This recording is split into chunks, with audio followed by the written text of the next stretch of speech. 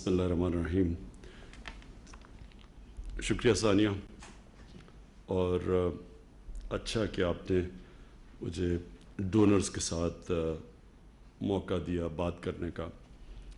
एक तो डोनर्स आपके सामने हैं और मैं फिर से जो इनपुट भी दी उसका मैं अब सबका शुक्रिया अदा करता हूँ। लेकिन एक वो डोनर्स हैं जो पाकिस्तान में इस वक्त बैठे हैं, देख रहे हैं कि पैसा किधर खर्च करना है। तो मैं पहले तो ये एक वो अब बात कर रहा है वो पाकिस्तान का फंड रेज़र जो कि 30 साल से पैसे इकट्ठे कर रहा है पाकिस्तान में। तो मुझे पाकिस्तान की जो पाकिस्तान की कौम का जो जज्बा है पैसा देने का, शायद कोई भी नहीं इसको पूरी तरह समझता जो मैं समझता हूँ। क्योंकि ये मेरे लिए भी, जब मैं शुरू हुआ पैसे इकट्ठे करने, तो ये मेरे लिए भी एक बड़ा एक अजीब मेरी ज़िंदगी में एक तजर्बा था कि मैं सोच कुछ और रहा था और हुआ कुछ और। सोच ये रहा था कि मैं पाकिस्तान के उस स्कूल में गया जिधर सबसे अमीर पाकिस्तानी पढ़ते थे, तो मैं तो समझ रहा था कि उधर से पैसा मैं इकट्ठा कर लूँगा क्योंकि सारे अमीर लोग थे। लेकिन आखिर में पैसा मुझे आम लोगों ने दिया, वो लोग जो भी आपने बात की खुर्शीद ने, कि जो छोटी डोनेशन ये जो हमारा 4.5 अरब रुपया प्राइम मिनिस्टर रिलीफ फंड में है, इसमें 50% छोटी डोनेशंस हैं, तो आम लोगों ने डोनेट किया। तो ये एक हमारे मुल्क की बहुत बड़ी ताकत है जो हम रियलाइज़ नहीं करते। हमारे मुल्क के जो लोग हैं उनमें बहुत बड़ा जज्बा है खैरात देने का, और ये इसलिए है कि ये अल्लाह में मानते हैं और आखिरत में मानते हैं। क्योंकि मुझे शुरू में नहीं समझ थी कि मैं सोचता था पैसे वाले लोग तो पैसे नहीं दे रहे, तो आम आदमी पैसे दे रहा है जिसके पास है ही कुछ नहीं और कम है। तो फिर मैंने रियलाइज़ किया कि ये हमारी कौम का जो अल्लाह से कनेक्शन और आखिरत से है, इसकी वजह से लोग पैसा देते हैं।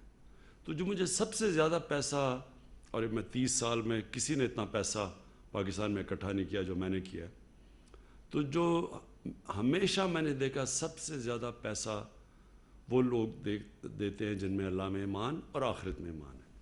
और ये मेरे लिए आहिस्ता आहिस्ता मैंने डिस्कवर किया। जब पाकिस्तानी कौम का कभी भी कोई चैलेंज आया, एक तो मैंने जब लोगों के पास किया कि कोई कैंसर हॉस्पिटल ही हमारे मुल्क में, कैंसर का मरीज़ इतना महंगा इलाज अफोर्ड कर ही नहीं सकता आम आदमी, तो उसके लिए एक ऐसा हॉस्पिटल चाहिए कि पैसे वाले लोग भी बाहर ना जाएं, और जो यहाँ हैं उनको भी, बेचारे गरीब लोगों को जो अफोर्ड नहीं कर सकते, उनका मुफ्त इलाज हो। बड़ा चैलेंज था। ये कहीं भी दुनिया के अंदर ये एक्सपेरिमेंट कामयाब नहीं हो जो शौकत खानम है। लोग रियलाइज़ नहीं करते कि ये एक मौजज़ा है कि कैंसर हॉस्पिटल जिधर सबसे महंगा इलाज है, वहाँ 75% मरीज़ों का मुफ्त हर साल इलाज होता है। और वो इलाज होता है जो कि डेवलप्ड मुल्कों के कैंसर हॉस्पिटल्स वो अफोर्ड नहीं कर सकते कि 75% मरीज़ों का मुफ्त कैंसर का इलाज करें।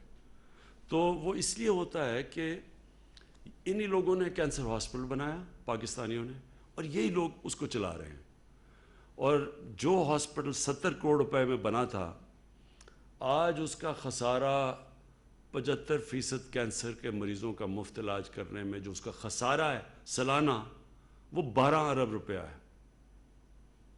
तो 70 करोड़ के हॉस्पिटल में 12 अरब रुपए का मुफ्त ट्रीटमेंट मिलती है। तो ये एक ट्रिब्यूट है अपनी कौम की, कि एक दफ़ा लोगों को ये एतमाद हो जाए कि जो हम पैसे दे रहे हैं वो ठीक जगह जा रहे हैं, वो चोरी नहीं हो रहा है।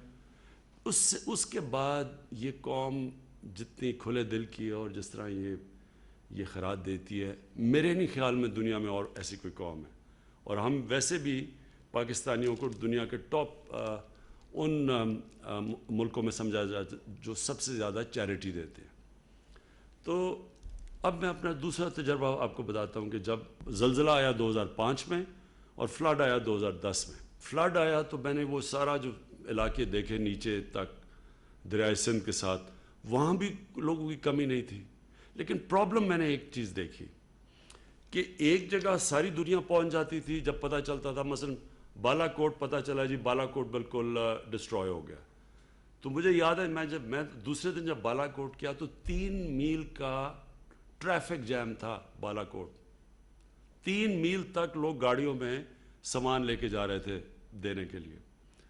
اور پھر جب میں نے زیادہ اسی زلزلے کے علاقوں میں پھرا تو پتہ چلا یہ کہ جدھر تو لوگوں کو سنتے تھے سنی سنائی باتوں پہ وہاں تو لوگ پہنچ جاتے تھے, لیکن جدھر نئی لوگوں کو پتہ چلتا تھا وہاں بیچارے لوگ بھوکے, کوئی گاڑیاں لوٹ رہے ہیں, وہ بیچارے بھوک سے برے حال تھے.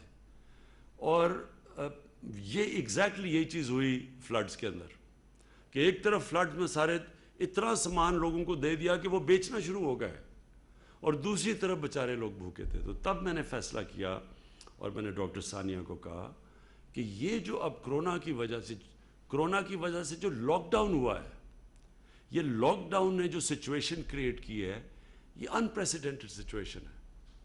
ایسا دنیا نے کبھی اس طرح کی سچویشن نہیں دیکھی. ہمیں تو چھوڑیں, ہم تو پہلے ہمارے مشکل حالات سے نکل رہے تھے, لیکن اگر آپ دنیا میں دیکھیں امریکہ جیسے ملک میں میل لمبے کیوز بنے ہوئے ہیں, گاڑیوں میں لوگ کھڑے ہیں کھانا لینے کے لیے, خیرات لینے کے لیے. امریکہ جو دنیا کا سب سے امیر ملک ہے, کیونکہ یہ کبھی ایسی ہوا ہی نہیں دنیا میں. اٹلی کے اندر لوگ بیچارے بھوکے ہیں, لوگوں کو کھانے دیا جا رہے ہیں. تو ہمارے ملک میں تو ہونا ہی تھا. جیسے ہی ایک دم بند کیا ملک, اور بشیر صاحب آپ نے کہا میرے سے اگر وہ پوچھ لیتے صوبے تو میں کبھی اس طرح کا لاک ڈاؤن نہ ہونے دیتا, کیونکہ جب آپ لاک ڈاؤن کرتے ہیں تو پہلے آپ کو یہ سوچنا چاہیے کہ ہمارے لاک ڈاؤن سے معاشرے کے مختلف لوگوں کے اوپر کیا اثرات آئیں گے. تو جب تک آپ یہ نہ سوچیں کہ جو بیچارہ دہاڑی دار ہے, جو غریب آدمی ہے, جو چھابڑی والا ہے, جس کا جو کمائی کرتا ہے تو بچے کھاتے ہیں گھر پہ, تو جب آپ نے ان کا روزگار لے لیا تو ان کے گھر والوں کا کیا بنے گا. جب تک آپ یہ نہیں سوچتے آپ کو پورا لاک ڈاؤن نہیں کرنا چاہیے تھا. لیکن ایک دم ایک پینک سی ہو گئی, سب نے فیصلہ کیا جی وبا پھیل رہی ہے. وہ یورپ میں دیکھ رہے تھے, ان کو دیکھتے دیکھتے اب یورپ کے اور حالات تھے, ووہان سٹی چائنا میں اور حالات ہیں, ہمارے حالات ہی اور تھے, لیکن ہم نے سخت لاک ڈاؤن کر دیا. شکر ہے میری بات سن لی. اس کے بعد حالانکہ میرے اوپر بڑی تنقید ہوئی کہ جی دیکھیں ہندوستان میں اس نے نریندر مودی نے کر دیا لاک ڈاؤن, اس نے وہ لاک ڈاؤن کیا جو لوگ میرے سے توقع کر رہے تھے میں کروں. اللہ کا شکر ہے میں نے پریشر ریزسٹ کیا اور نہیں کیا وہ. آج ہندوستان کے اندر جو غربت پھیلی ہے کوئی اندازہ ہی نہیں لگا سکتا کہ کتنے لوگوں کا کیا حال بنا ہے.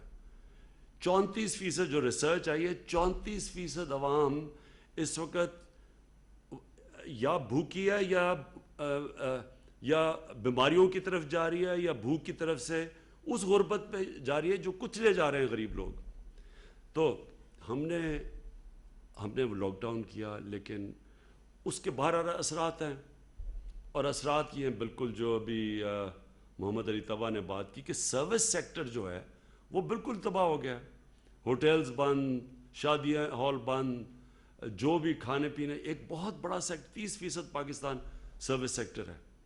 تو اس لیے میں نے پرائم منسٹر ریلیف فنڈ شروع کیا. اس کا مقصد صرف ایک تھا کہ ہم ایک تو بالکل نیچے غریب لوگ ہیں ان تک تو احساس پروگرام سے, اور جو بالکل عاطفہ آپ نے ٹھیک کہا کہ کوئی مثال نہیں ہے کہ اتنا زیادہ کیش اتنے تھوڑے وقت میں اتنے شفاف طریقے سے اتنے زیادہ لوگوں میں بانٹا گیا ہو.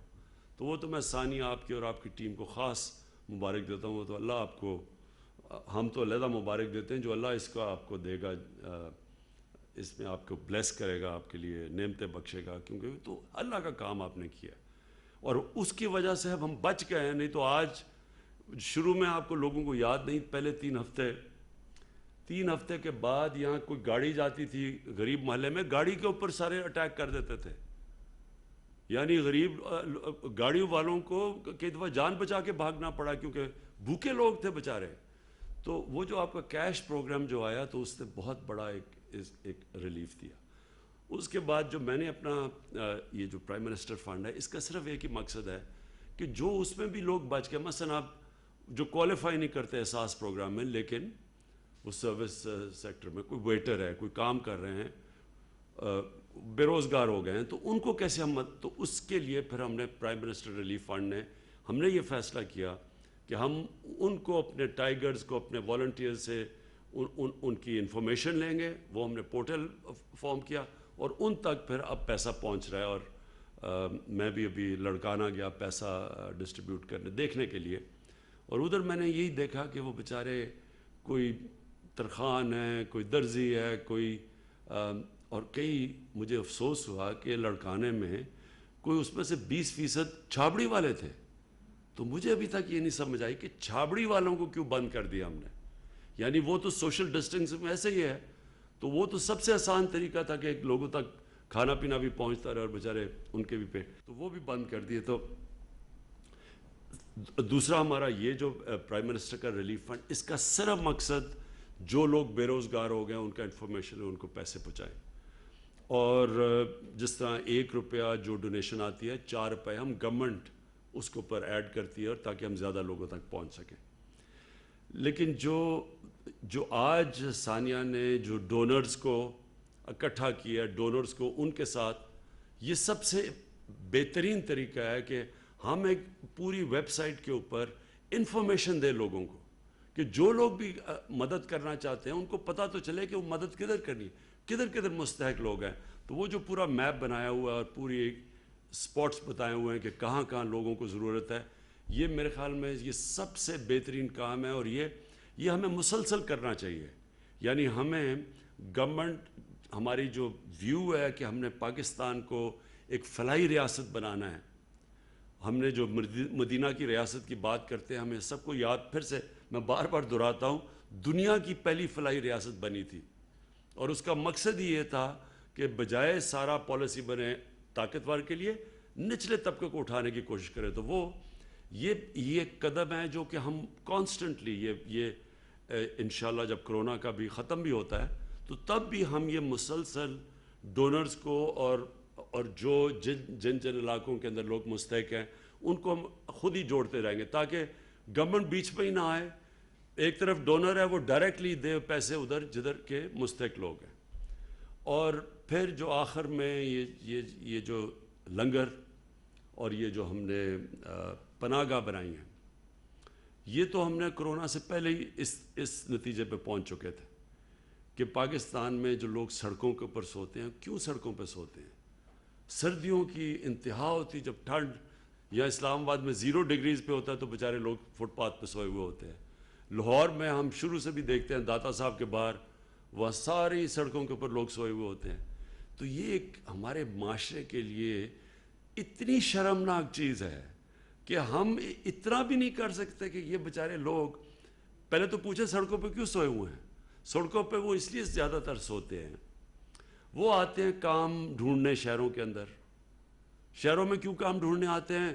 کیونکہ انہوں نے اپنے بچے پالے ہوتے ہیں, وہاں ان کے پاس پیسہ نہیں ہوتا. اب وہ شہر کے اندر اگر وہ ان کو جب دہاڑی لگانی ہے انہوں نے اور اس سے بچوں کو پالنا ہے تو ان کے پاس کتنا پیسہ ہوتا ہوگا کہ وہ ایک کرائے پہ جگہ بھی لیں, پھر انہوں نے کھانا بھی کھائیں, تو ان کے پاس کتنا پیسہ بچتا ہوگا اپنے بیوی بچوں کے لیے. تو ادھر سے ہم نے یہ پناہ گاہ کا کانسیپٹ لے کے آئے کہ بجائے وہ سڑکوں پہ سوئیں, ہم ان کو عزت سے ایک جگہ پہ ٹھہرائیں, ان کو نہانے کے لیے ہو, ان کو پانی ہو, ان کو کھانا ملے. تو اس سے کیا ہوا جب آپ ادھر پناہ گاہ میں, اور میں بڑی اپنی پارلیمنٹیرینز کو, میں منسٹرز کو کہتا ہوں کہ آپ ضرور پناہ گاہ میں جا کے ان کے ساتھ کھانا کھائیں اور پوچھیں ان سے کہ آپ کے کیا مسئلے ہیں.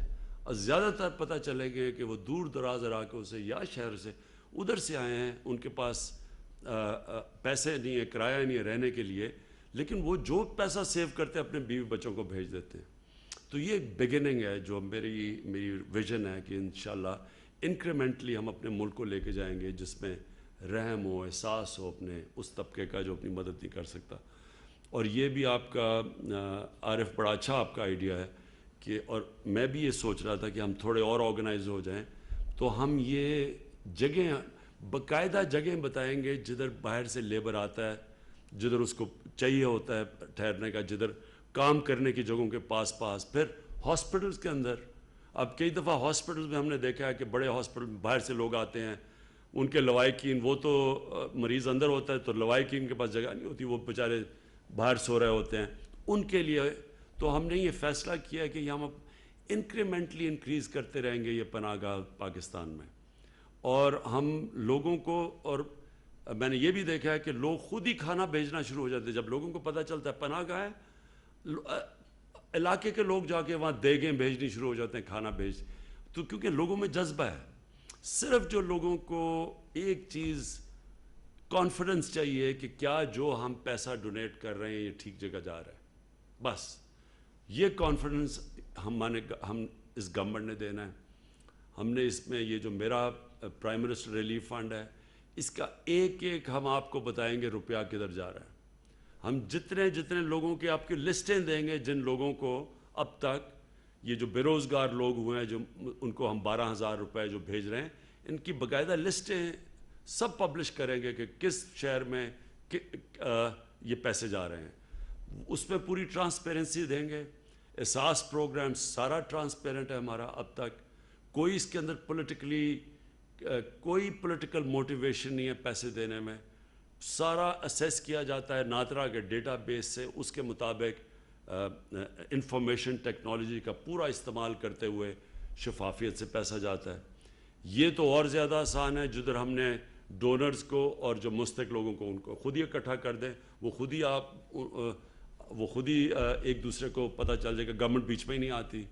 اور یہ جو پناہ گاہ ہے, اس کا سارا کچھ ہمارے آڈیٹڈ ہے, سارے اکاؤنٹس ہمارے.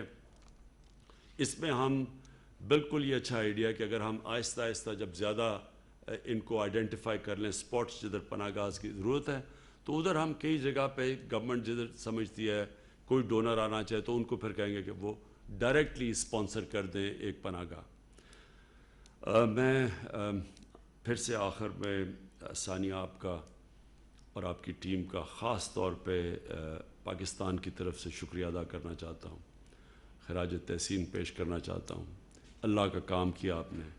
آج ہمارے اگر حالات ہندوستان کی طرح اتنے برے نہیں ہیں تو اس میں ایک وجہ بہت بڑی آپ کے احساس پروگرام کی ہے, اور دوسری یہ کہ شکر ہے ہم نے اس طرح کا جو ہندوستان میں نریندر مودی نے جس طرح کا کرفیو نہیں لگایا, ہم نے وہ نہیں کیا, تاکہ ہم نے پھر بھی نیچے چلنے دیا, کام کنسٹرکشن شروع کر دی.